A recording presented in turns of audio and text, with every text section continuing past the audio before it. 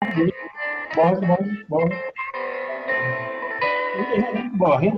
Bukan niat bulatkan tekad membangun jiwa mencintai bumi karena bersama kita mulia menjaga warisan bumi. Satukan langkah, teguhkan jiwa, berjuang terus, selamatkan bumi. Damai bahagia dan sejahtera. Ini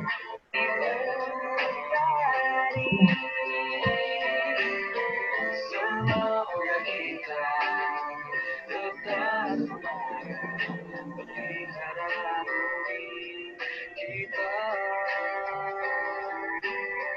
Semoga kita terus bersatu mencintai bumi kita.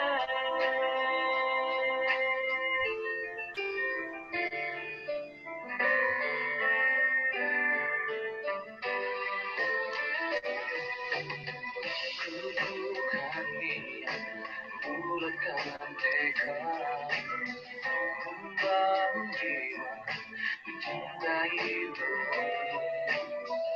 Karena bersama kita mulia, menjaga warisan bumi.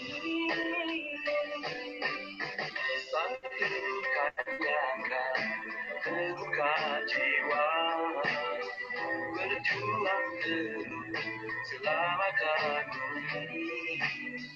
Damai bahagia dan sejahtera, terwujud bumi lestari. Semoga kita tetap semangat pelihara bumi kita. Semoga kita terus bersatu mencintai bumi kita. Semoga kita tetap semangat pelihara bumi kita. Semoga kita terus bersatu mencintai bumi kita. Semoga kita terus bersatu mencintai bumi kita. Bumi kita.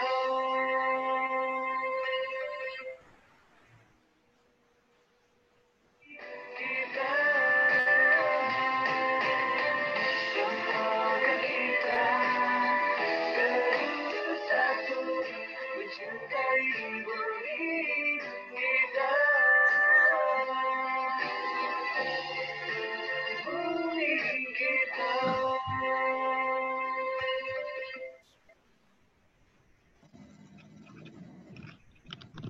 Terima kasih.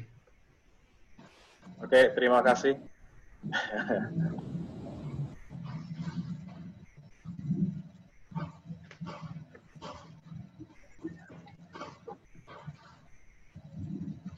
Baik. Baik, kita mulai saja. Pak Diki, bisa dimulai Pak Diki ya? Maaf Pak Wahyudi, bisa dimulai ya? ya bisa. Oke. Pak Indra Bati? Apakah ada Pak Indra Bati? Oke, tidak ada. Halo Pak Indra. Oke, nanti menyusul mungkin ya. Baik. Assalamualaikum warahmatullahi wabarakatuh. Selamat sore. Salam sejahtera teman-teman. Selamat sore. Terima kasih sudah hadir. Ini adalah kegiatan webinar Marketing Ramadan yang kedua. Dan insya Allah kita akan mulai kegiatan hari ini. Ini adalah dirancang sampai tanggal, insya Allah akan sampai tanggal 30 Mei. Jadi masih ada beberapa banyak pemateri atau narasumber. Baik Bapak Ibu semuanya, hari ini adalah akan menampilkan Pak Muhammad Wahyudi Mehmet. Beliau akan memberikan presentasi berkaitan tentang geologi lingkungan, geologi tata lingkungan untuk penataan ruang dan pengelolaan lingkungan. Ini juga sebuah tema yang menarik.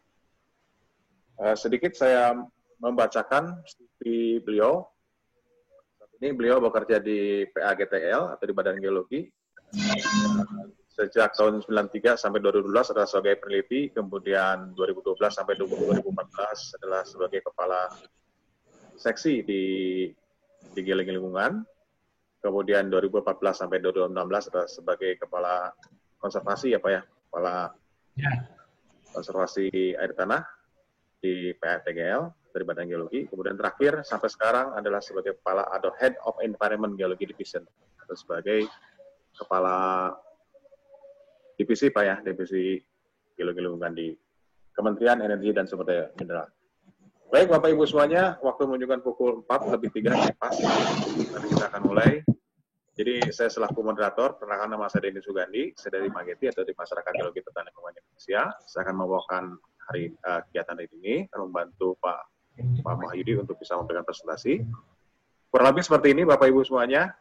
Jadi akan ada pemaparan dulu dari Pak Wahyudi, setelah itu nanti akan ditutup dengan tanya jawab dan diskusi. Diperkenankan kepada Bapak Ibu semuanya atau teman-teman semuanya untuk menuliskan pertanyaan, singkat, mohon singkat dan padat karena waktunya sangat pendek. Jadi insya Allah nanti akan berakhir di pukul 5 sore. Jadi masih ada kesempatan buat teman-teman atau Bapak Ibu semuanya untuk bisa menyisipi berbuka puasa. Baru seperti itu. Baik, tidak berlama-lama lagi, saya informasikan kepada teman-teman semuanya, bagi yang bermasalah koneksinya itu pun tidak jumlahnya karena sudah melebihi 100, jadi bisa dipantau atau bisa disaksikan pula di YouTube. Jadi sudah saya kirim tautannya bagi teman-teman yang tidak bisa bergabung, langsung bisa menonton di YouTube. Baik, waktu dan tempat saya persilahkan kepada Pak Wahyudi untuk memberikan presentasinya. Silakan Pak. terima kasih, jelas ya Pak ya? Jelas Pak. Assalamualaikum warahmatullahi wabarakatuh, Bapak-Bapak yang mau mengikuti Fitcom ini. Kita udah ngobrol-ngobrol sama Mageti dari dulu, tapi karena ini sekarang Pak Denny ini sangat gencar nih, sangat aktif. Terima kasih banyak Pak Denny sudah melaksanakan ini. Kita dengan judulnya Geologi Tata Ruang dan Pengelolaan Lingkungan ya. Mungkin buat Bapak-Bapak, saya salam kenal yang belum ini, tapi saya lihat ada Pak Haryadi, tadi ada Pak Nasa, ada siapa lagi. Salam kenal dulu, selamat melaksanakan Ida Syauq. Lalu judulnya saya sharing dulu ya, screen sharing ya. Ya Pak, silakan Pak.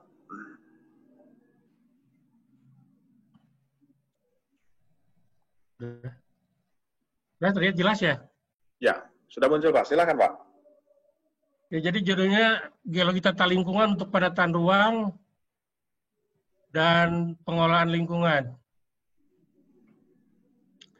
Ini diselenggarakan organisasi terbaru dari Ikatan Ahli Geologi Indonesia, di bawahnya yaitu Masyarakat Geologi Tata Lingkungan Indonesia. Ketuanya Pak Indra Badri. Sekjennya saya, kebetulan waktu itu menginisiasi untuk bidang ke tata lingkungan.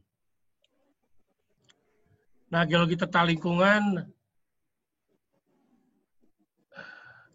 ada beberapa definisi yang ini saya lihatkan yang paling bacakan aja dari mudah dari Wikipedia, yaitu aplikasi informasi geologi untuk menyelesaikan konflik, jadi masalah-masalah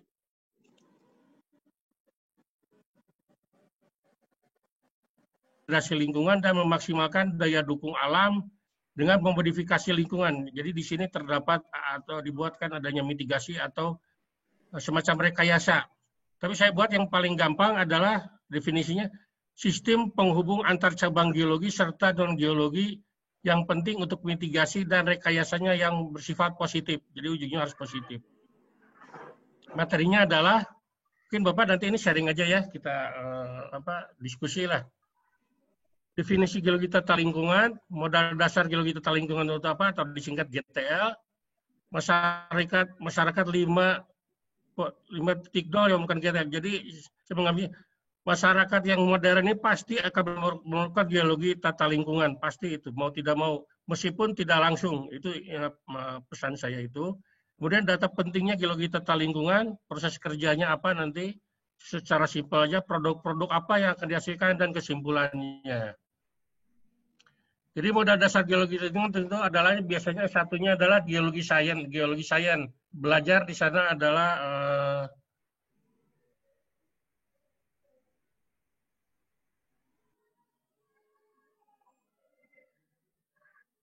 Oke, kenapa Pak?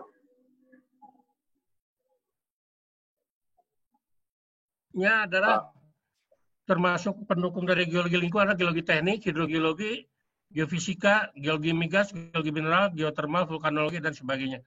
Adapun untuk pendukungnya untuk geologi lingkungan biar menyambungkan antar ilmu karena ini adalah ilmu yang holistik. Melanjutkan teknik lingkungan atau planologi atau sipil, tambang, perminyakan, geodesi, kimia, fisika, statistik. Sekarang juga perlu informatika dan juga pentingnya adalah ahli. Ya. Oke, mohon maaf Pak Wahyudi. Ya. Pak Wahyudi, mohon maaf Pak, sebentar Pak. Ini belum tidak muncul Pak. Saya munculkan dari saya aja Pak ya.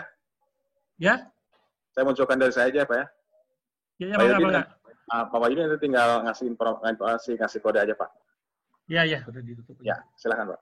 Ya, Bangga.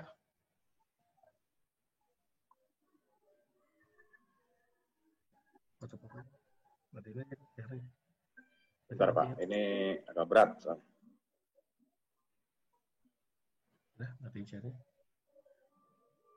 Ya. Bentar.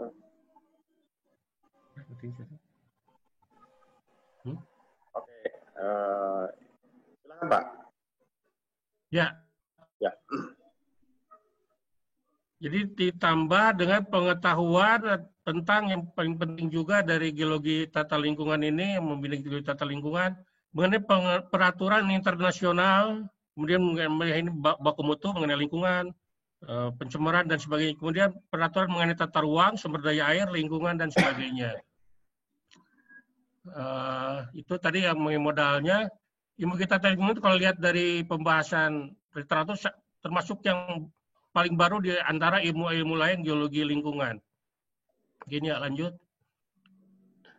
Nah, ini nih bagaimana masyarakat 5.0 ini yang katanya modern ini memerlukan geologi lingkungan. Terutama kita lihat misalnya dalam suatu kota Bandung Raya ini ya. Di sana ada sungai, ada hujan, ada tangkapan air. Nah, ini masyarakat industri yang katanya 4.0 kan. Dia membutuhkan air tanah. Kadang-kadang dia membuang limbah ke sungai, terjadilah polusi. Tapi di lain pihak ada pemukiman juga di sini, berdasarkan industri pemukiman, membutuhkan makan, orang manusia butuh pertanian. Untuk pemukiman butuh bahan galian adalah ada tambang. Dibuatkan adalah jalan tol untuk mempercepat. Di sini pula di Kota Bandung ada bendungan. Nah, di sini ada lahan basah tempat ini banjir. Ya kan? Tapi secara alam ada hujan di daerah Tangkuban Perahu yang dianggap sebagai tangkapan air. Dan juga manusia-manusia ini perlu juga untuk wisata, misalnya ke Maribaya kan. Nah, ini bagaimana ini merangkum ini dalam sebuah sistem. Kita buat sistem geologi tata lingkungan. Bagaimana ini membuatnya? Inilah yang diperlukan oleh masyarakat. Maka untuk membuat ini dari teman-teman kita planologi membuatlah adalah tata ruang. Nah, tata ruang kita lihat di sini, ini diakomodir, ini yang mereka yang memerlukan adalah kawasan cagar alam geologi, kawasan di sini kawasan bencana alam, cagar alam geologi, kawasan bencana alam, kawasan gerakan tanah ini dibuatkan. Nah, ini bagaimana? Nah, ini peran kita geologi lingkungan. Ini tadi industri, pengolahan limbah, manusia sebelum Pak. Balik lagi. Coba balik lagi, Pak. Ya, Pak. Ya, balik lagi, Pak. Nah, ini. Kelima memerlukan adalah TPA. TPA ini sangat kental dari dasarnya adalah ilmu untuk sampai jangan ada banjir, ada pencemaran. Nah, ini harus kuat dari hidrogeologinya. Juga dari geotekniknya. Nah, ini adalah peran dari geologi lingkungan. Selain juga nanti ada unsur kesehatan, AMDAL, pencemaran, dan sebagainya. Sinilah geologi lingkungan akan sangat berperan penting. Ini contohnya di Legok Nangka, Nagreg ya. Ini contohnya untuk limbah padat. Ini bisa juga untuk B3. Ya, lanjut. Bentar, Pak. Ya, sebentar. Ya, kedua ya. Ya, Pak. Ya, kedua Pak. Nah, ini sekarang geologi lingkungan diperlukan adalah untuk energi dari pertambangan atau perminyakan. Ini contohnya saya buat konservasi daerah geotermal di Patuha itu. Ini sangat diperlukan untuk masyarakat energi, tapi di samping itu juga perlu untuk konservasi. Karena di sini perlu untuk konservasi. Kenapa ini perlu konservasi? Selain untuk sumbernya steamnya dia produksi terus, karena di sini juga ada masyarakat yang membutuhkan air. Juga di sini ada tempat wisata ini kan. Ini kawah putih ini bagaimana ke 3 dimensi dan arah aliran air tanahnya. Jadi konservasi untuk geotermal di daerah geotermal. Hal juga di sini dibuatkan juga limbah dari sumber injeksinya. Sampai sejauh mana ini yang warna-warna ini kelihatan ini mana yang aquifer panas buminya, kemudian ini lapisan penyekatnya juga ada nih lempung yang lihat dari geolistrik. Ini ada patahan-patahannya, ini ada termal, kesesuaian suhu sama ini. Ini dulu saya waktu S3 ini daerah ini. Ciwidey ini kenapa di sini ada mata air panas, ada mata air dingin. Ini diterangkan dengan ini model aliran yang sifatnya lokal. Ini ada yang sifatnya regional ke bawah, dia masuk ke patahan, keluarlah jadi air panas. Nah, di sini memunculkan sifat-sifat kimia yang khas yang tidak ada di daerah di air dingin atau air tawar ini. Malahan yang di kawah itu dia klornya sangat tinggi. Ini merupakan larutan dari hidrotermal. Ini salah satu contoh jadi peran. Kemudian dari pencemaran air juga sangat kental nanti dengan pemakaian air yang begitu murah akan menjadi mahal karena tidak bisa terpakai. Sungai yang bayangkan kalau sungai itu bersih bisa diminum, tapi karena ini tercemar menjadi mahal. Itu air permukaan masuk pula kepada air tanah menjadi mahal pula, sehingga perlulah menjadi air harus harus diolah dulu, sangatlah menjadi mahal. Nah ini untuk daerah bencana misalnya Sinabung, geologi lingkungan harus mengerti ini, terutama nanti untuk mendelineasi di tata ruang. Misalnya kawasan rawan bencana 1 apa, 2, 3 apa. Ini lihat tadi warna-warnanya, warna merah ini dekat dengan kawahnya ya. Ini bagaimana ini nanti diterapkannya, yang begitu banyak dari sistemnya itu. Nah ini kenapa kita perlu bisa kebencanaan ahli hukum, masyarakat, jurnalis, pemerintah ini semuanya. Malahan sekarang juga polisi, KPK, BNPB sudah masuk ke ranah kegeologian.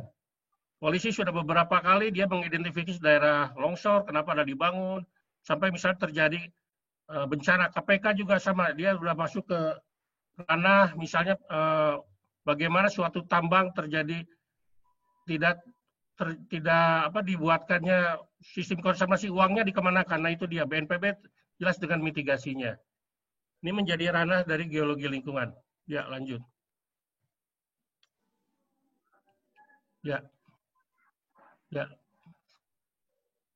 Nah ini analisis datanya ini dibuatkan sederhana yang tata lingkungan, primer dan sekunder. Yang penting aja kita dasarnya dari peta geologi, topografi, citra landscape, penilaian geologi tadi. Kalau perlu geologi kuarter, ini bisa antara geologi kuarter atau geologi teknik. Ini hidrogeologi air tanah, misalnya ada potensi air tanah, ada produksi aquifer. Ini bisa disalahkan salah satu aja. Penyebaran mengenai kondisi dari mineralnya, potensinya. Ini sebagai ini faktor kendala, data bencana alam, faktor kendala, erosi, abrasi. Ini kita minta data dari unit-unit terkait atau bisa aja dari data yang dibuat oleh konsultan atau seorang geologi lingkungan harus juga bisa buat ini. Kalau bisa tidak ada, jadi dibuatkan yang sederhana, tapi mengikuti kaidah-kaidah. Nah, kenapa ini perlu? Karena adanya pertumbuhan penduduk. Penduduk memerlukan energi nambah, air nambah, lahan nambah, itulah pertumbuhan penduduk. Sekarang dengan adanya ekonomi politik menjadi hal yang sangat krusial. Air, energi, nah itu informasi geologi lingkungan ada faktor pembatas dan ada faktor pendukung. Kemudian juga kita kental dengan adanya aturan, undang-undang, PP, KPP, dan sebagainya. Tapi juga harus disesuaikan dengan baku mutu secara internasional. Nah, produknya ada kriteria. Jadi yang namanya tadi ada sistem itu, kita buat klasifikasi atau persamaan. Misalnya untuk morfologi, di mana itu morfologi kesamanya ada bukit, ada dataran, ada lembah, ada sungai. Kita samaan menjadi suatu kesamaan tadi ini. Maka dibuatlah nanti menghasilkan namanya setelah di overlay nanti dengan bantuan komputer masuklah ada namanya geologi lingkungan perkotaan, pedesaan, peruntukan untuk pertambangan. Ini disesuaikan dari tadi keinginannya ini apa misalnya untuk kelayakan regional. Jadi dibuatkan masing-masing nih. Nah tentunya ini dengan analisanya adalah nanti arahannya untuk arahan lahan dan pengelolaan arahannya bisa berupa data, berupa angka, maksudnya dari hitungan-hitungan matematik, grafik dan sebagainya. Ditampilkan dalam bentuk peta, matrik atau rekomendasi. Nah, untuk hasilnya ini bisa ada pemilihan tapak, penilaian tapak, sinkronisasi. Pemilihan tapak dari sekian mana yang paling bagus, misalnya untuk TPA, mana yang paling bagus untuk kawasan Kars, mana yang paling bagus untuk perkotaan. Ini sekarang sedang dilakukan di ibu kota negara. Nah, kalau misalnya daerah itu sudah terbangun, maka dibuatkanlah sinkronisasi namanya. Bagaimana harus yang dikuatkan, mana yang harus dikuatkan dengan tentunya dengan engineering peraturan. Jadi itu ininya engineeringnya. Ya, lanjut. Ini salah satu contoh prosesnya dengan bantuan komputer. Jadi kondisi-kondisi air tanah ini bisa muka air tanahnya bisa, yang bisa ada ukurannya. Keproduktivitasnya juga bisa. Jadi air tanah ini bisa tidak hanya dalam satu peta misalnya peta hidrogeologi, pokoknya mengandung air tanah ini bisa nih. Daya dukung fondasi bisa dari geologi teknik, bisa aja dari ketebalan atau kedalaman batuan dasar bisa ini, atau dari hasil lab bisa. Ini morfologi juga bisa nih. Jadi semua ini sebagai faktor pendukung. Kemudian juga ada faktor kendala nih, gempa bumi, bisa pakai peta spektrotremor, peta KRB, ini gerakan tanah juga bisa. Nanti dari sini dibuatkanlah scoring. Tentunya ini harus dengan pengalaman dan harus dengan justifikasi dan hasil diskusi. Dibuatkanlah peta nanti ini peta kesesuaian lahan. Tentunya ada faktor-faktor lain yang di luar itu, misalnya imbuhan air tanah. Nanti ini ada ini kesesuaian lahan. Lahan ini misalnya sesuai untuk bangunan misalnya, untuk perkotaan atau untuk konservasi. Ini sesuai dengan nanti tadi kondisi dari sumber budidaya, kawasan budidaya, kawasan lindung mengikuti dari peraturan tata ruang. Tentunya nanti ke sana ini. Ini salah satu aja dengan bantuan komputer ya. Ini metode dengan matrik. Ini matrik. Saya dulu waktu masuk sebelum ada komputer, ininya dengan matrik. Jadi kita sesuaikan antara yang horizontal dan yang vertikal. Kita mana yang sama, mana yang beda. Kita kelompokkan dulu. Ini kelompokkan berdasarkan kondisi geologi lingkungan ini nih. Lahan sedang, pemanfaatan air berlebih, daya dukung ini berdasarkan dari kondisi kesamaan dari existing ya. Bisa aja ini kondisi dari morfologi bisa, dari batuan jadi bisa ini. Ini risikonya apa nih kalau ada kesensitifan rendah, morfologi rendah yang terjadi. Engineering atau mitigasinya cut and fill. Untuk menggunakan banjir, pembangunan pada bagian ini bisa aja sampai ke arah kanan dibuatkan sampai hitungan-hitungannya misalnya cut and fill 1:2 misalnya begitu kestabilan lereng. Ini memperhatikan BCR bisa aja ini diteruskan ke kanannya ini. Dan juga misalnya air tanah langka sehingga harus dibuatkan waduk misalnya kan. Berapa tampungan waduknya bisa ke kanan nanti dia karena engineering. Mungkin begitu ya. Nah ini misalnya rawa, ini di daerah rawa. Contohnya bagaimana genangan air terjadi, monitoring. Tapi gimana kalau pengen menggabung di rawa, misalnya harus dengan pondasi, sipail, sekarang berapa sipailnya. Nah penelitiannya juga harus tadi dibalikin ke tadi misalnya ke arah geofisikanya, berapa kedalamannya, geotekniknya juga. Nah jadi ininya begitu ini, pakai metode matrik, ini metode matrik. Tentunya ini dengan tadi ada kesamaan dan ada perbedaan. Ya, lanjut. Ya. Ya, lanjut. Nah, ini contohnya arah penggunaan lahan di Jabodetabek, ini jadi timnya Pak Oki. Ini jadi semua aspek, ini aspek misalnya aspek pertama topografi, aspek morfologi ini kelihatan ada kontur-konturnya, kemudian aspek geologi, batuannya ini.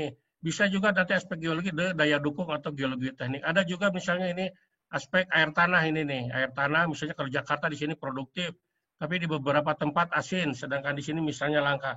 Nah ini digabungkan nanti dengan tadi sistem komputer sekarang, GIS dengan atau ArcView dengan Mapinfo, dan dianalisis dalam holistik dengan matrik ya. Nanti ini dimasukkan, ini misalnya ini, oh ternyata di sini ada andesit nih, andesit. Tapi di daerah kawasan lulu ini nggak boleh nih. Nah kan, ini untuk lahan-lahannya ini hasilnya nih. Daerah pengembangan dataran pantai. Jadi ini berdasarkan dari morfologi ya pantai. Ini perlindungan untuk air tanah yang diusulkan. Ini perlindungan mungkin ini dulu air tanahnya air tanah resapan setempat atau lokal. Kemudian perlindungan kuantitas air tanah. Ini jangan sampai tercemar. Kalau dia tercemar, dia bisa kemana-mana karena dia adanya di hulu. Lokasi layak tinggi TPA sampah. Kenapa ini bisa TPA sampah tinggi? Mungkin di sini dulu ada formasi, sekarang ada formasi Jatiluhur.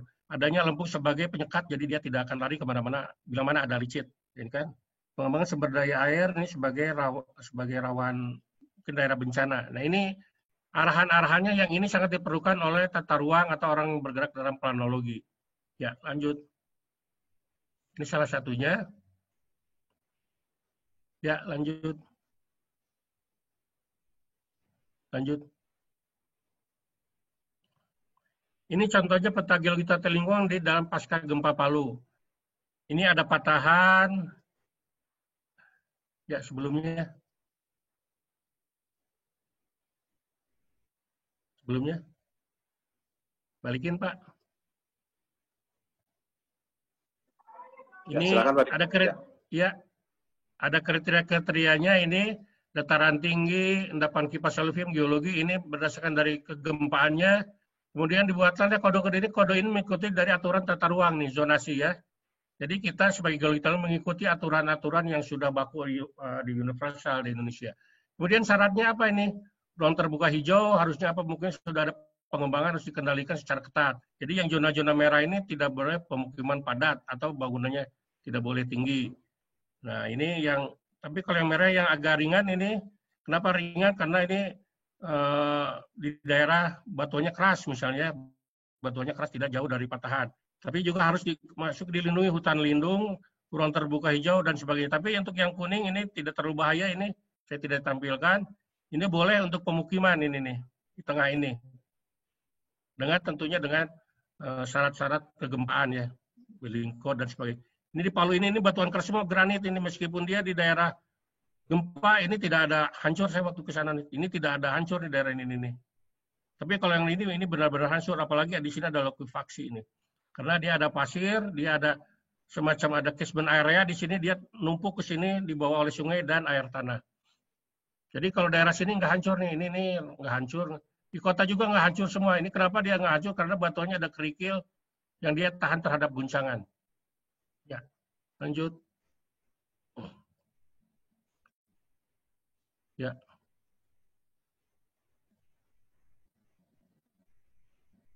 Lanjut.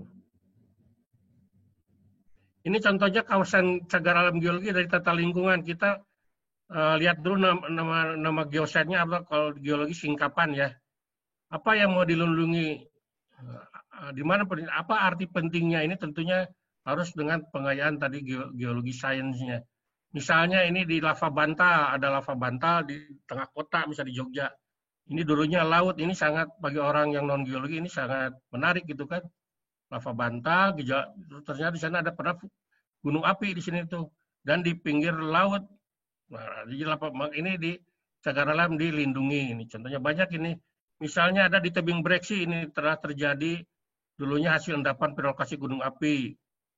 Ini yang sangat berurutan jelas jadi sekuen gunung apinya. Maka perlulah dilindungi. Nah ini tentunya tujuannya langsung Pak. Langsung.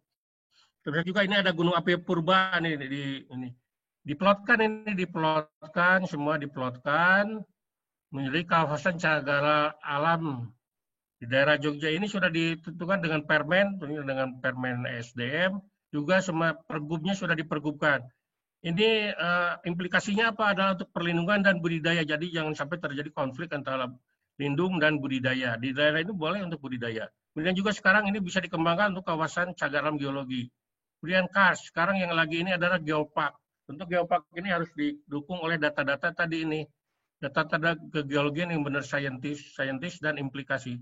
Kemudian juga untuk misalnya geowisata, sekarang geowisata. Apa boleh sebuah geopark untuk geowisata? Belum tentu juga. Nah itu nanti yang ini di dalam geologi tata lingkungan. Ya lanjut. Ya lanjut. Nah ini kawasan bentang alam khas. Kenapa ini kawasan bentang alam dibuat? Karena intinya melokalisir fungsi perlindungan kars. Kars itu kenapa harus dilindungi? Karena intinya dia merupakan sumber dari hidrogeologi kars di daerah yang rawan air, di atasnya tapi di bawahnya ada air. Kemudian juga ada sungai bawah tanah, itu yang banyak airnya di bawahnya. Sungai-sungai, bawah tanah, dan juga ada mata air. Dan juga untuk pendidikan, tapi di lain pihak, kars itu adalah, di sekitar kars itu terbuat dari gamping.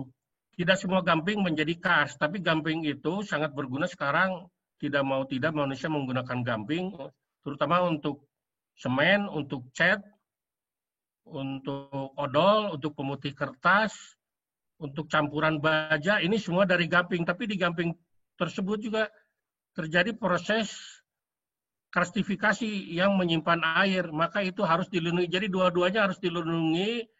Air juga merupakan komoditi yang sangat penting, terutama di daerah yang kering.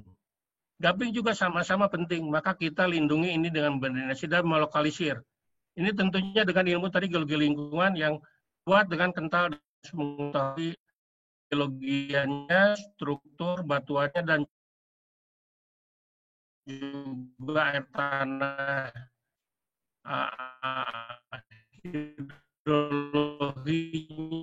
hidrologinya. Ya, mungkin begitu ini. Ini bisa juga sebagai kawasan ini untuk PDAM, ini banyak yang telah dilakukan dan juga ini lanjut.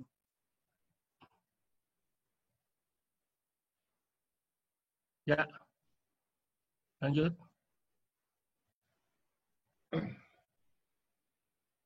Lanjut. Lanjut.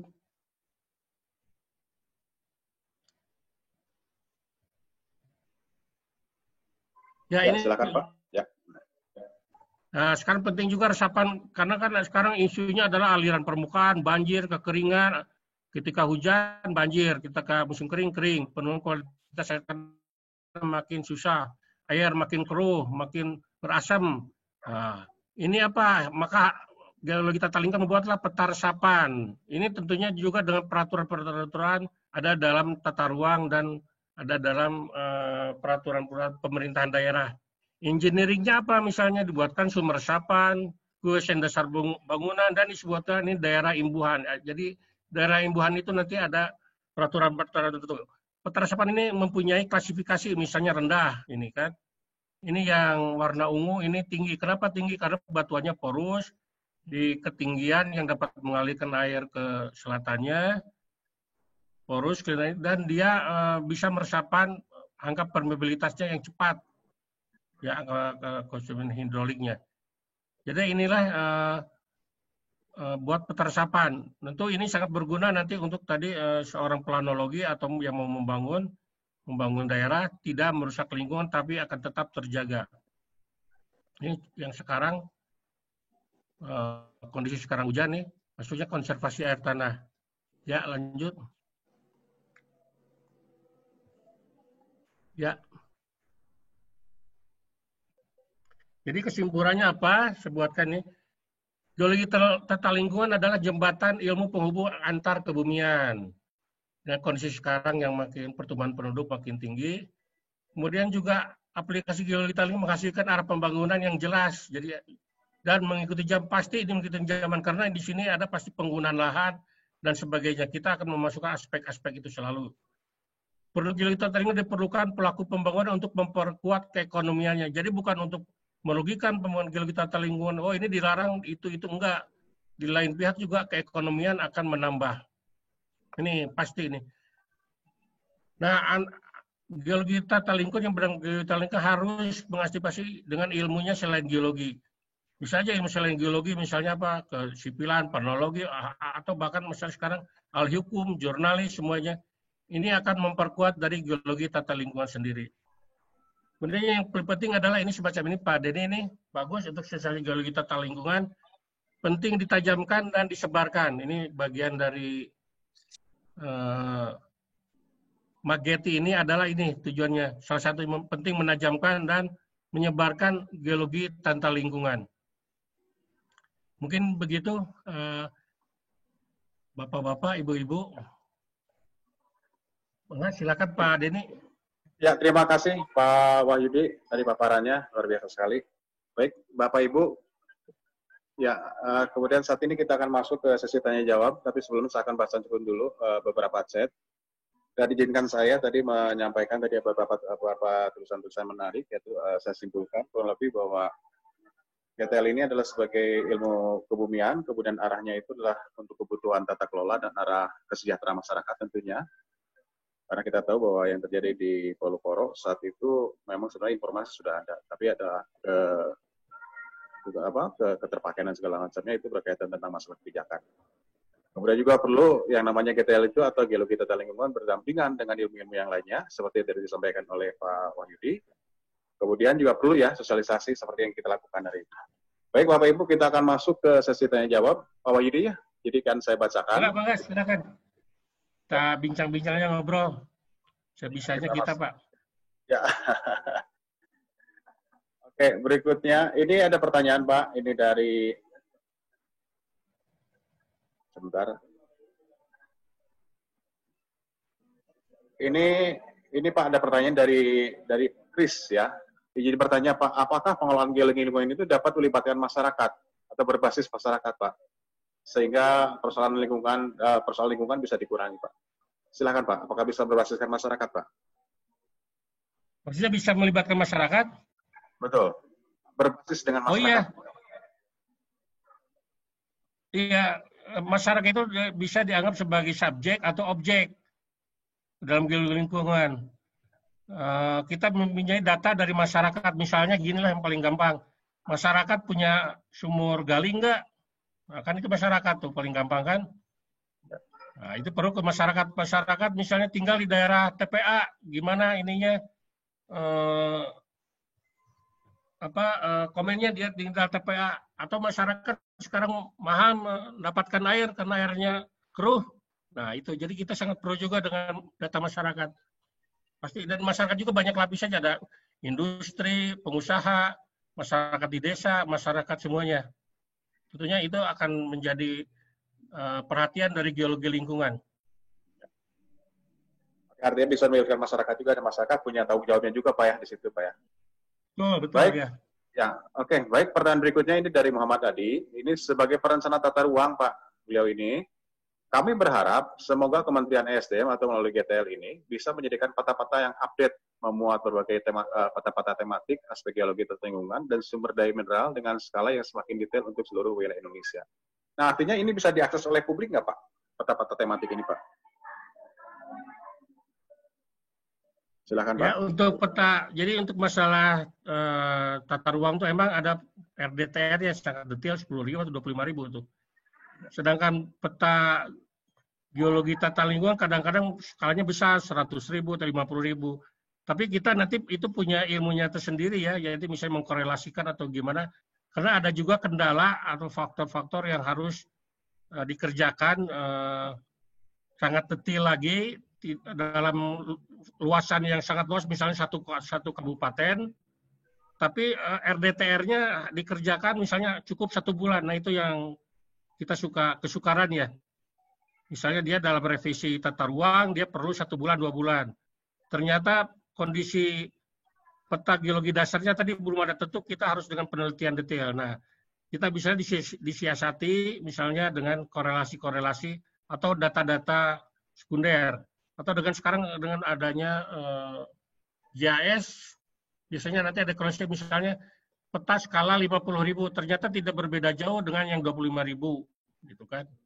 Itu tentunya nanti dengan pengalaman terus dan ilmu-ilmu tertentu untuk penyediaan skala yang sifatnya detail. Tapi kalau betul-betul itu pakai detail seperti geologi teknik, itu harus dilakukan tapak site namanya, site tapak, menentukan di mana pondasi, di mana letak sipil, di mana letak sumur sumur resapan. Nah, itu sifatnya sangat detail juga. Ya, mungkin begitu ya.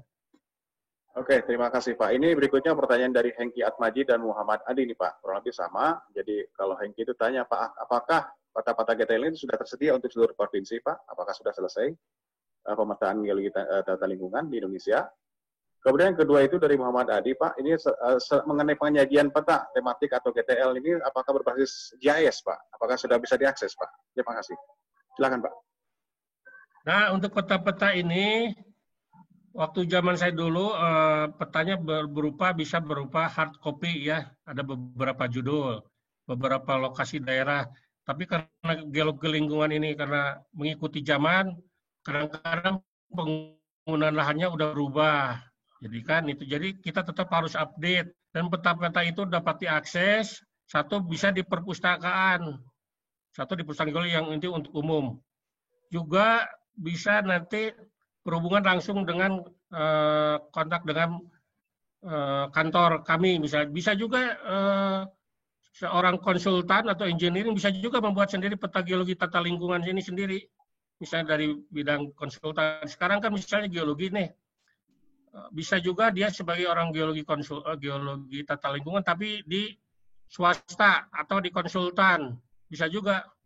Dengan tadi pengalaman tadi dan ilmu-ilmu tadi bisa, jadi kita tidak harus menunggu hasil dari pemerintah, tapi buatlah sendiri dengan anggarannya yang disediakan oleh tadi yang membutuhkan ya. Karena nanti hasilnya pasti akan berlipat ganda itu hasilnya.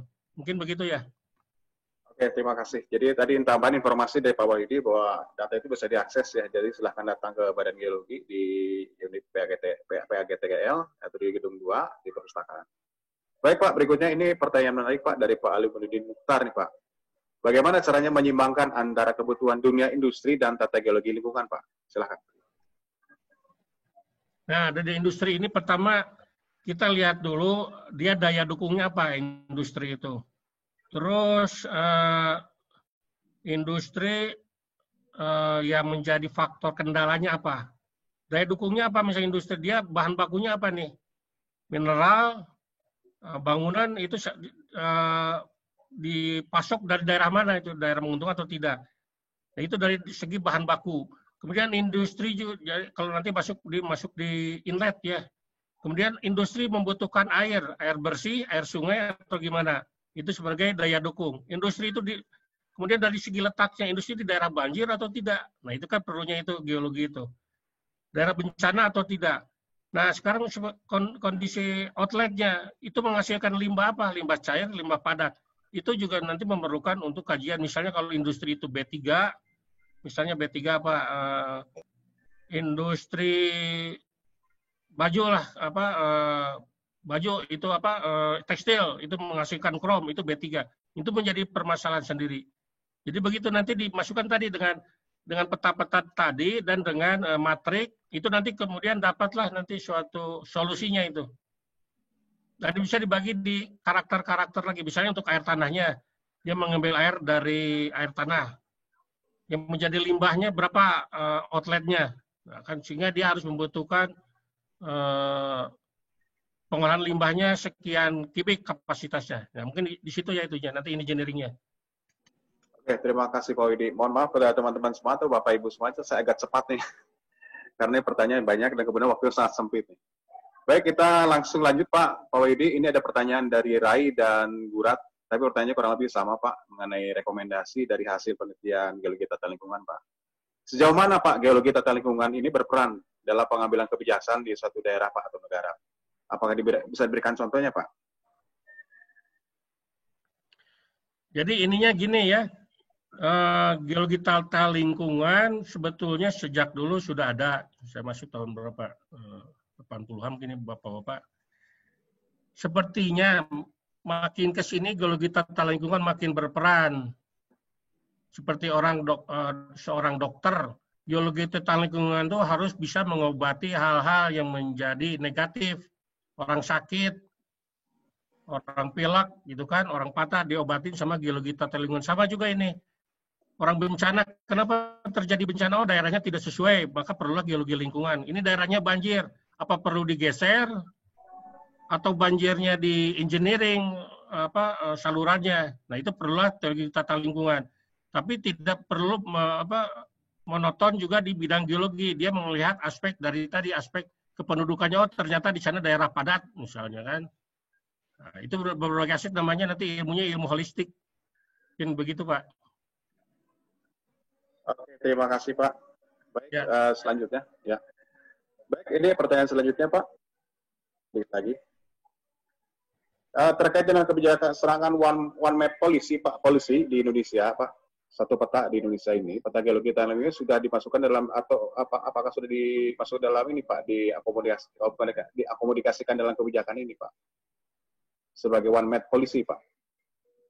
Ya, untuk peta geologi tata lingkungan itu tadi kan disebutkan ada bagian-bagian cabangnya geologi tata lingkungan, yaitu misalnya kawasan cagar alam, KARS atau KCAG. Untuk KARS sudah dimasukkan di KSP, di One Map peta itu. Kawasan bentang alam KARS sudah. Itu bagian dari ilmu bagian dari geologi tata lingkungan. Yang bentang alam KARS sudah. Oke, terima kasih Pak. Sudah masuk Pak, yang jadi artinya sudah ada dan tersedia. Baik, ini juga ada pertanyaan nih dari teman-teman meminta untuk datanya apakah boleh di-share atau tidak. Saya kira nanti akan diinformasikannya setelah acara ini, nanti dibagi di chat ini. Oh, ini masih ada Pak, ini dari Realme, ini mungkin bukan nama. Pak izin bertanya Pak, saya Krisna namanya Pak, dari PWK ITN Malang. Bagaimana mengatasi kerusakan lingkungan yang semakin kompleks pada kondisi sekarang ini, ditambah dengan ketersediaan lahan yang semakin terbatas dan untuk memenuhi kebutuhan manusia, Pak. Silakan, Pak. Ya, kerusakan lingkungan kan tadi itu ilmunya ada dua dasarnya, daya dukung dan kendala. Daya dukungnya apa tadi supaya kerusakan lahan yang tidak terjadi? Misalnya daya dukungnya air, tanah, batuan, itu haruslah dilindungi, jangan melebihi kapasitasnya, ya kan? Sekarang manusia makin padat, lahan makin menyer. Buatkanlah nanti misalnya gedungnya tinggi ke atas, bertingkat. Nah, itu juga harus sebagai re-engineering. Makanya nanti kita geologi lingkungan juga suka diskusi sama teman-teman dari sipil. Atau dari nanti site plan-nya gimana supaya tidak daerahnya menjadi banjir dengan KDB yang misalnya KDB-nya harus misalnya 60%, tidak boleh daripada 30% gitu kan. Buatkan nanti site plan-nya sama teman-teman dari perencanaan. Nah, bangunannya bagaimana? Bangunannya ke tinggi, naik, bertingkat. Nah, misalnya kan gitu tuh. Sehingga untuk resapannya dia tidak terganggu. Misalnya itu dari segi resapan. Kemudian juga nanti dari segi daerah bencana. Carikan lahan-lahan yang bisa aman. Kalaupun tidak aman, bagaimana kondisi bawah tanahnya? Bisa aman atau tidak? Batuan kerasnya dalam kedalaman berapa? Nah, itu nanti untuk pembangunannya tentu harus kerjasama dengan orang sipil yang lebih tahu. Mungkin begitu ya. Oke, terima kasih Pak. Baik, Bapak Ibu semuanya, teman-teman, ini masih ada waktu kurang lebih sekitar 15 menit ya. Jadi ini pertanyaan di chat sudah habis Pak Wedi. Saya coba open mic nih. Saya coba open mic, nanti bisa langsung sampaikan langsung ke Pak Wedi. Baik, silahkan teman-teman, ada yang bisa raise hand ya, silahkan. Ada yang tanyakan langsung ke Pak Wedi.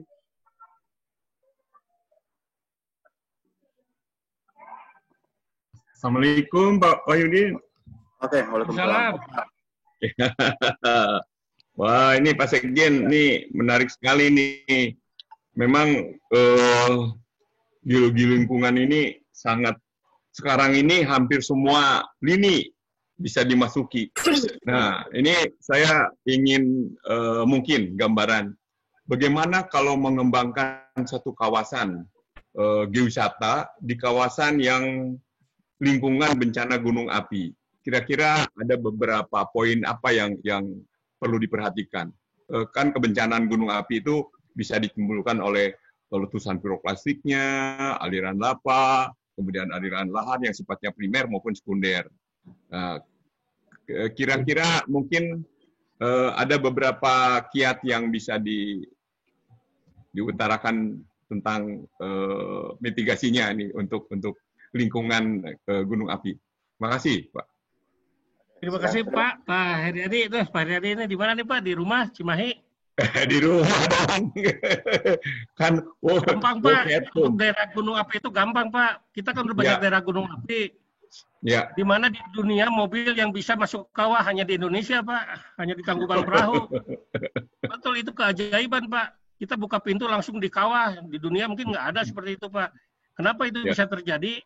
Karena manusia itu mungkin vulkanologi sudah tahu karakternya, dia sudah tahu petanya, kapan mau meletus, daerah mana yang bahaya, jalannya, tidak masuk yang longsor. Nah, jadi dengan mengetahui karakteristik secara detail daerah gunung api itu tentu kita bisa bisa memanfaatkannya untuk wisata. Harus juga tahu untuk lariannya Pak, evakuasinya. Kalaupun dia meletus tiba-tiba, harus tahu jalur evakuasinya ya Pak ya. Ya. Atau dia amannya jam berapa, dia harus pulang gitu kan. Tentu itu dari informasi yang sangat detail Pak. Jalur. Kalaupun mau evakuasi, kemana larinya gitu kan ya. Mungkin begitu Pak. Terima kasih Pak. Ya. Makasih Pak. Terima kasih Pak Hedi. Baik, teman-teman semuanya masih ada, silahkan. Ini saya coba open mic ya, banyak teman-teman yang ingin bertanya langsung Pak Wahyudi. Assalamualaikum Pak Wahyudi. Waalaikumsalam. Iya Pak. Iya Pak, saya Walimudi Pak dari Lampung Pak, dari Unila. Ya, silakan Pak.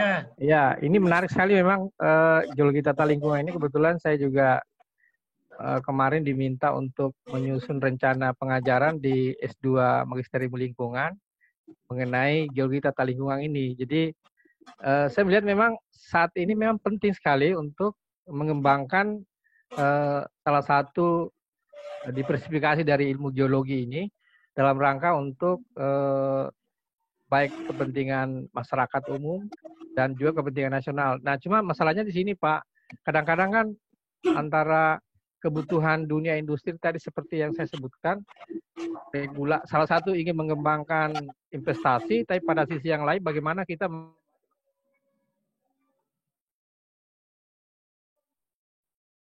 misalnya daerah-daerah yang pengembangan air minum gitu kan. Nah, itu gimana Pak kita? Kadang-kadang kan pemerintah juga membutuhkan investasi, masyarakat juga membutuhkan pengamanan gitu. Nah, kita kadang-kadang dari sisi akademisinya itu kan harus berdiri di tengah gitu Pak. Terima kasih Pak. Pak Wahyudi, Pak Denny. Mungkin Pak, Silakan Pak. ininya Pak dengan dibuatkan matrik dulu Pak. Mana positif, mana negatifnya Pak. Nah, jadi buatkan matrik, tabel, mana yang positif, mana negatif. Daya dukungnya Pak, misalnya untuk industri Pak. Dia perlu tanah, perlu lahan kan. Berarti ada ukuran Pak, ada luas, ada kedalaman, ada debit Pak. Nanti kita bermain di luas Pak. Untuk untuk proporsional untuk industri berapa, untuk masyarakat berapa tentunya Pak. Kebutuhan masyarakat berapa, nanti pakai matrik aja Pak, metode matrik. Ke kanan horizontal dan ke kiri. Nanti kita bandingkan Pak. Dibandingkan itu bisa Pak. Kalaupun nanti bermain di spasial, pakailah peta, pakai GIS ya Pak ya. Mungkin gitu Pak. GIS ya. Oke, makasih banyak Pak Wahyudi. Pak Denny, makasih banyak. Cari satuannya yang sama Pak. Satuannya yang sama Pak. Oke. Ya Pak. Oke, terima kasih Pak Wahyudi dari Lampung. Baik, teman-teman semuanya masih ada kesempatan. Silahkan kalau mau open mic langsung bisa tanyakan langsung ke Pak Wahyudi. Silakan. Baik, Pak Wahyu dari Subang, Pak. Silakan Pak. Baik, Pak Denny. Terima kasih Pak. Saya dari pemerintahan daerah.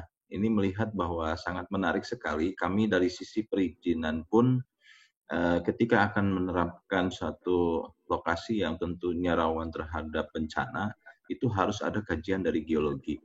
Nah, terutama kemarin juga ada beberapa permohonan yang berkaitan dengan perizinan. Itu wilayah yang tadi dibilang untuk wilayah di Tangkuban Perahu, kami dari itu perbatasan antara Bandung Barat dengan Subang, yang sebagian masuk ke wilayah Subang. Tentunya kami juga agak riskan kalau tidak ada hasil kajian geologi ini. Nah, memang ini sangat berpengaruh sekali buat kami, Pak. Ada hal yang cukup menarik juga ketika kita membaca hasil geologi pertanahan yang di dalam RT/RW kita itu kan skalanya 1:50.000, sedangkan RDTR 1:5.000. Di dalam hasil geologinya ternyata wilayah tengah masuk ke dalam resapan air tanah. Sementara di wilayah tengah itu adalah zona industri. Nah, kami juga sempat berkoordinasi dengan provinsi untuk hal ini, karena hampir wilayah tengah itu kami punya 30 kecamatan, diantaranya 7 kecamatan itu sebagian masuk ke kawasan zona industri. Tapi begitu kita lihat geologi, ternyata geologinya masuk ke geologi resapan air. Nah, bagaimana kami untuk mengantisipasi hal tersebut, Pak? Terima kasih, Pak. Ya. Terima Silakan, kasih, Pak. Pak. Mungkin saya ada idenya gini, Pak. Itu ada faktor 3 ya, Pak ya. Tadi itu faktor 3, satu faktor peraturan, Pak. Faktor peraturan, misalnya apa, Perda, Pergub, air tanah, bagaimana itu resapan. Kemudian kedua, faktor dari kajiannya sendiri, Pak. Resapan itu apa? Apa resapan imbuhan, resapan dangkal aja atau dalam, ya kan, Pak? Itu bagaimana itu tadi dari faktor-faktor peraturan, faktor geologi, resapannya itu kemana, jadi kajian. Kemudian faktor existing, Pak. Penggunaan lahan di sana itu apa tadi ada industri, di daerah industri itu dia kebutuhan air atau tidak gitu kan. Nah, mungkin itu yang harus dikawinkan, Pak. Yang harus dibuatkan semacam tadi pakai matrik aja, Pak, gampang, Pak. Pakai matrik, nanti keluarlah solusinya, Pak. Apa nanti perlu dirubah peraturannya, Pak? Perdanya apa zonasinya yang dibuat, apa dengan nanti re-engineering kan gitu, Pak.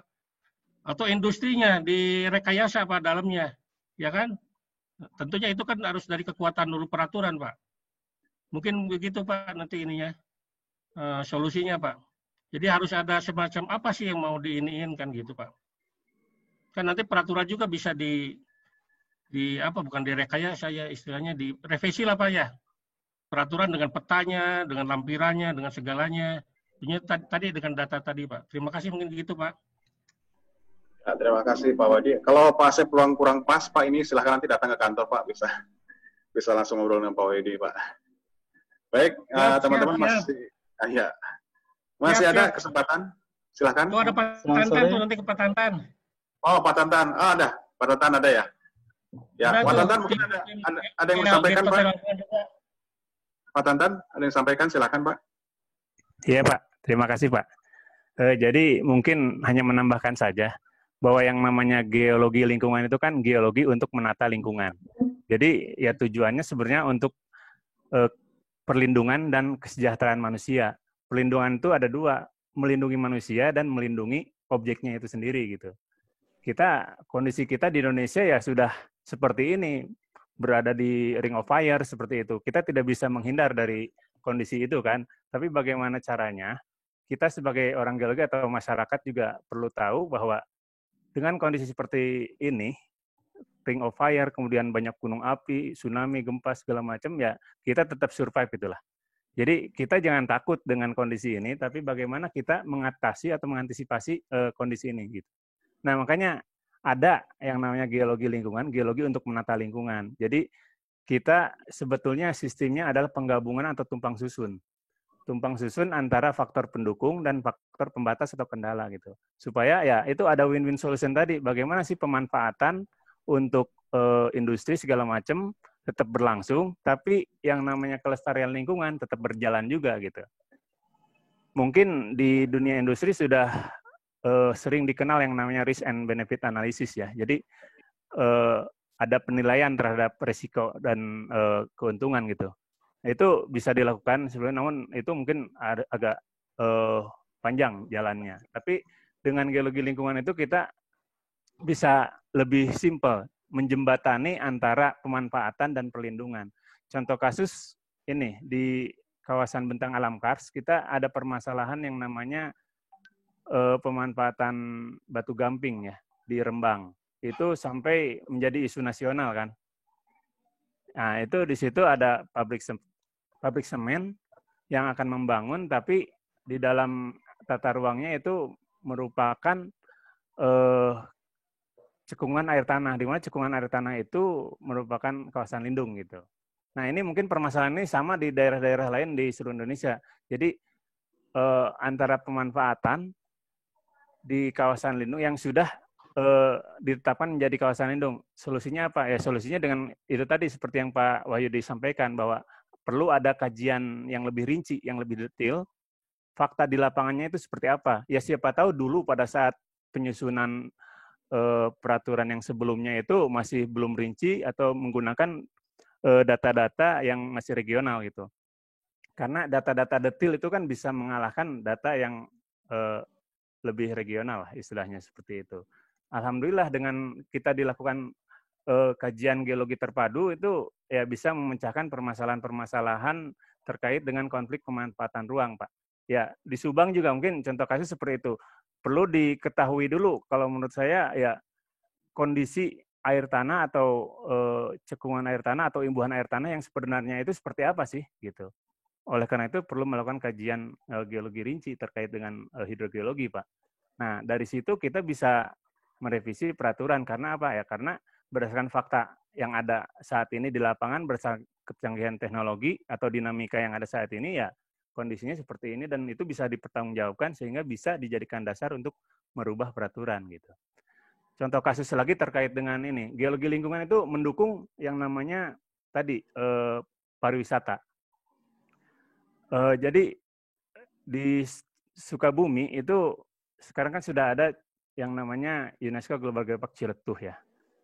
Cuman sebelum direvisi ada peraturan Pergub Jabar lah bahwa menentukan bahwa si Geopark Ciletuh itu lindung semua.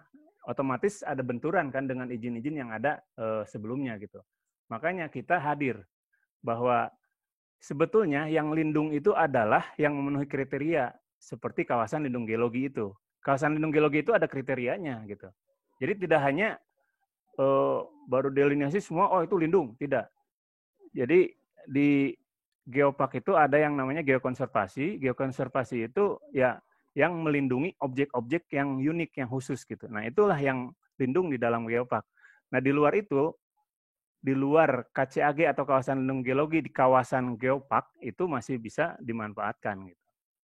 Tapi tetap tidak menutup kemungkinan bahwa yang namanya kawasan lindung geologi atau cagar alam geologi atau KBAK itu bisa dimanfaatkan atau ada arahan pemanfaatan untuk pariwisata dengan catatan tidak mengubah bentang alam atau tidak merusak objek geologinya itu sendiri gitu. Ya mungkin itu sih yang satu lagi terkait dengan kebijakan satu peta, Pak.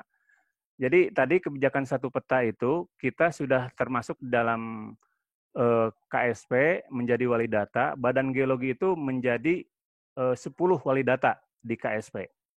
Salah satunya tadi ada terkait dengan kebencanaan, ada wali data kawasan rawan bencana gunung api, gempa bumi, tsunami, dan kerentanan zona gerakan tanah.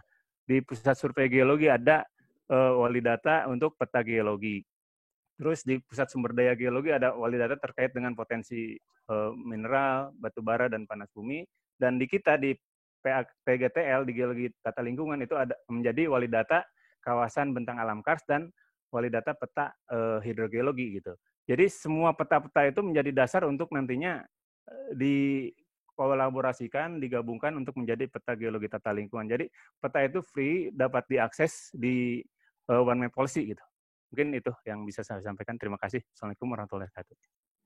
Terima kasih Pak Ya, Tantan. Pak Tantan. Ya, sama-sama Pak. Ya, baik Pak Tantan. Terima kasih. Tim kami, Pak. Tim kami Pak Tantan. Terima kasih cukup banyak Pak menyimpulkan. Tantan. Sama-sama Ya. Pak. Baik, tadi sudah membantu ya, banyak menyimpulkan juga. Baik Bapak Ibu, ini kelihatan waktu sudah menunjukkan pukul 5, jadi mudah-mudahan ini banyak informasi yang kita dapat. Bagi teman-teman masih penasaran juga, mudah-mudahan tidak berakhir di sini. Saya kira ini kita cukupin aja Pak ya, Pak Wahyudi, saya kira cukup. Ya, Atau ada yang Pak. sampaikan Pak, terakhir Pak? Ada yang sampaikan Pak, terakhir? Siapa yang mau belajar geologi, mulailah sekarang Pak. Jadi untungnya geologi lingkungan itu berbagai ilmu bisa berkolaborasi Pak. Cocok Pak. Satu cocok. itu. Ya, tapi tentunya dengan kaidah-kaidah universal keilmuan ya Pak ya. Ya. Jadi tidak bisa misalnya unsur politik, unsur keinginan, dislike, nilai itu nggak bisa Pak. Ya. Itu nanti nomor 5, nomor 10 lah itunya. Tapi nomor satu adalah universal keilmuan geologi. Ya. Kemudian ingin disebarkan juga Pak, perlu disebarkan Pak keilmuan ini. Mungkin Ya. begitu ya. Mantap. Mantap. Makasih banyak Pak Wahyudi. Mantap. Politik jangan masuk. Harus ke Iya, ilmu. harus Nanti begitu. Pak geopolitik Pak. Geopolitik nanti nomor 5 10. Tapi semua itu tidak lepas dari unsur politik. Kalau tanpa dukungan politik tidak akan ada biaya. Ya. Jadi itu termasuk politik, pengertian politik yang luas. Pak Parpar, Ya, komentar mudah-mudahan dong. dengan tata geologi lingkungan ini bisa menjadi balancing di situ ya, antara kepentingan industri, kepentingan masyarakat, pemerintah, dan semua stakeholder lah. Tapi ini Pak, sekarang politisi itu takut Pak dengan geologi. Betul. Karena dengan adanya bencana Gitu, itu Pak Bang. Benar. tidak akan masuk ke situ. Kalau Iya. udah yang namanya bencana ya bencana gitu kan. Ya. Tidak bisa Oh, kita gitu, memaksakan diri ya ke daerah situ misalnya. Ya daerah longsor itu ya tidak bisa Iya. apa-apakan kan. Kita hanya bisa melokalisir seperti itu. Tapi Mungkin- ya mungkin di sebelahnya mungkin bisa. Ya, terutama sebenarnya persoalan RT RW itu Pak yang menjadi Iya, betul. RT RW itu menjadi sangat penting Iya. di dalam pengambilan keputusan untuk memberikan luasan kepada industri gitu. Coba itu yang matiin lah. Ya, betul Pak Tangan. Sebetulnya idealnya seperti itu ya. Jadi idealnya seperti itu. Mungkin yang lalu-lalu bisa masih terjadi. Misalnya Ya. satu kawasan yang kawasan lindung bisa berubah menjadi kawasan budidaya. Dan itu banyak sekali terjadi. Ya. Mudah-mudahan dengan sekarang sudah tahu bahwa begitu pentingnya ilmu geologi dalam hal ini tata lingkungan, maka semakin terbuka kita bisa menjelaskan bahwa ini tidak boleh, ini boleh, Ya. ini boleh dengan syarat dan sebagainya. Jadi Betul. memang kita komunitas geologi harus bisa menjelaskan mengenai pentingnya pemahaman seperti yang disampaikan oleh tadi narasumber, ya Pak Tantan dan Pak Yudi. Ya, terima kasih. Baik, Bapak Ibu semuanya, sedikit ada pengantar dari Pak Indra Badi selaku Ketua Magiti. Pak, ada sampaikan Pak? Pak Indra? Oh, baru kelihatan. Pak, baru muncul. Iya, tadi latihan organ dulu. Mangga Pak Indra. Ya. Pakai headset. Mana headset? Lanjut. Sudah, Pak. Oke, lanjut Ayo, saja katanya Mas. Pak Denny-nya mana? Teknisnya macet. Aduh. Oke, nggak apa-apa Pak Indra. Pak Indra Badi selaku Ketua Magiti yang menginisiasi kegiatan hari ini. Baik, kawan-kawan semuanya, Bapak Ibu semuanya, besok, mohon maaf, lusa kita ketemu lagi Oke, dengan siap. Pak Suyar. Ini akan saya bagikan, ini ada posternya. Nah, ini adalah Pak Suyar. Nanti kan bicara masalah peran geologi dalam memenuhi bahan baku industri. Ini lebih menarik lagi ya. Mudah-mudahan nanti Oh, banyak iya. sekali informasi yang kita dapat. Baik, Pak Parpar, sedikit tentang ini Pak, ada yang sampaikan? Selaku moderator. Pak Parpar, Pak Priyatna. Pak Parpar. Aneh. Pak Parpar masih tanggal 23 ya. Halo, Ya, masih Assalamualaikum. banyak. Ya, Pak Denny, dikoreksi bukan lusa ya. Jadwal Pak Sukyar itu hari Oh, ya, Jumat maaf. sore. Ya, Jumat. malam Jumat ya. Ya, Jumat tanggal 15. ya, Jumat Ya, tanggal betul. 15 sore. Ya. Saya kira itu Betul, saja. Pak. Seperti yang sudah dirancang oleh Pak Indra Badri dan admin kita nih, Pak Denny Sugandi. Acara akan berlangsung sampai tanggal 30. Namun, ini emergensi jika ada yang ingin memanfaatkan kemampuan Pak Denny, hari Rabu atau Kamis bisa dirancang. Pak Denny ini adalah ahli fotografi. Saya kira fotografi di dunia geologi sangat menarik. Silakan Kang Denny. Itu acara dadakan permintaan dari Pak Indra Badri sebagai Ketua Mageti. Kita Boleh. refreshing dulu dengan fotografi bersama Kang Denny. Silakan mau dirancang besok atau hari Kamis. Silakan Kang Denny umumkan. Aduh. Terima kasih. Pak Ya, Denny makasih, boleh Pak. gabung di grupnya Pak Denny biar nggak ketinggalan informasi Pak. Boleh Pak Alimudin di ini aja Pak, di WA ke saya Pak, nanti saya masukkan Oke, ke grup oke. Pak. Makasih banyak Pak. Baik, juga informasi buat teman-teman semuanya, ada Mageti, ada grup WA, jadi kalau ingin bergabung mendapatkan informasi berkaitan geologi tata lingkungan, ya, terupdate dan terkini juga nanti boleh nanti mengirimkan namanya ke nomor saya Pak, ada di chat ya. Baik, kalau begitu saya ucapkan terima kasih Pak Gimana Walidi. nih? Pertanyaan saya Pak Denny gimana? Pak, terima kasih. Oh, yang mana? Bang Yudin rasanya Rabu pernah atau Kamis ketemu kita, saya. diberi dulu dengan fotografi. Nanti kopdar, Pak. Baik.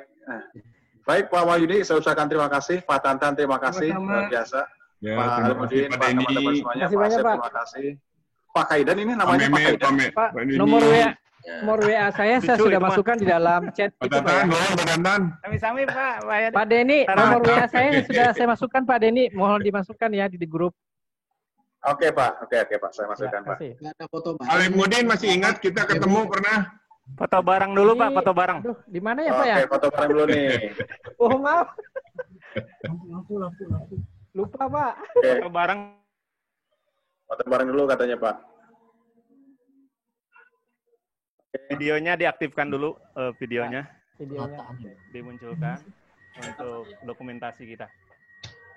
Oke, Pak. Lihat sini. 1, 2. Oke. Sekali lagi, Pak. Ini ada tiga jendela. Jempol. Jempol, Pak. Jempol, Pak. Lebih dari jempol saya 5 tuh. Oke, Pak. Iya. Nah, sekali lagi 1, 2. Ya. Oke, lagi ini ada 4 window soalnya nih. Panjang, Pak. Ada 100 nih hari ini kita full. Alhamdulillah Wow, 100 ya. luar biasa. Ya, full kita Pak hari ini full, Pak. Tinggal 6 Teman-teman semuanya, Bapak Ibu semuanya, ini saya informasikan juga bagi yang tidak tergabung karena keterbatasan kuota, jadi nanti bisa melihat di YouTube, Pak. Saya share juga nanti di chat. Ya. Sekaligus nanti akan di-share di ini ya, di sosial media. Saya kira begitu ya, Pak Parpar. Iya, terima kasih. Ya, saya kira cukup, Pak Heriadi, Pak Iya, Mehmet, makasih. nggak kebagian tuh Pak Awang, Pak siapa Terima kasih tuh? kepada Nggak bapak-bapak yang kebagian, telah akhirnya di YouTube. bergabung. Salam kenal semua Bapak-bapak sekalian. Oh, ada Pak. Betul semuanya, Pak. Oke. Ya, Oh, nuhun lah Pak Tantan. Sip. Oke, makasih semuanya ya. Kita Ada Pak bertemu Indra lagi. Badri. Bapak-bapak. Ada Pak Fajar juga ya, Pak Fajar. Pak Fajar Kabelnya Lubis. rusak tuh, Denny-nya. Sehat Oke, selalu, sukses jaga untuk jarak. Bapak, Pak. Ya, Ya, sudah silakan, foto Pak. bareng kita Pak Fajar. Sudah, Pak. Denny, makasih kewakilan dari Iya, makasih, Pak. Sampai ketemu lagi. Ya, Siap. Ya, aduh. makasih. Sampai